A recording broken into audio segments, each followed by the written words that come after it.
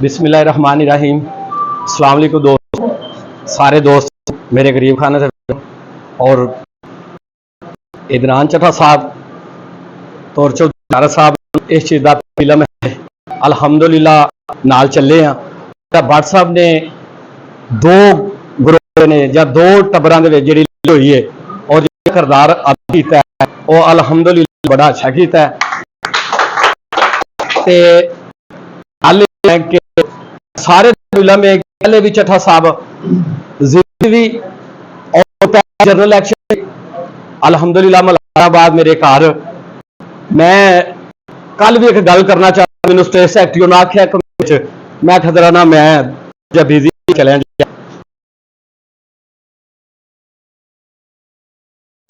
गल दस जो पहले 47 उम्र हो गई है सियासतदाना लेकिन जेड़ा अली भट्टा ने काम कर दिखाया जो चट्टा अल्हम्दुलिल्लाह तो बाद दिखाया अलीपुर के 40 मनीसन होए किसे कीता नहीं गौ अलीपुर चट्ठा दे विच कोई बंदा करना चाहता शहर लाहौर तो असं किसी का काम करना उस पार्टी अलीपुर है अल्हम्दुलिल्लाह करके और इंशाअल्लाह साडी जित असली है वा अल्हम्दुलिल्लाह चट्टा साहब नाल बिशारत साहब नाल और मैं दूसरे उस मेरे मलक एक इलेक्शन जनरेशन और जनाब अल्लाह आज चट्टा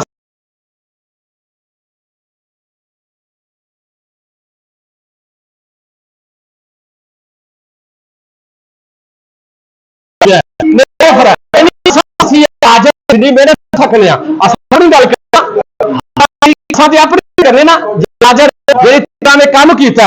अल्हम्दुलिल्लाह दोस्त ने देखो असा मेहनत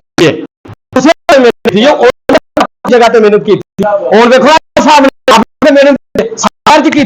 किन्ने जो कि अपने महल्ले लेकिन शुरू तो हुए बगैर तो मैं बगैर कोई मसले तक आज मसला है चले ने मैं दोस्त टाइम कटे और कट के सारे गरीब खाने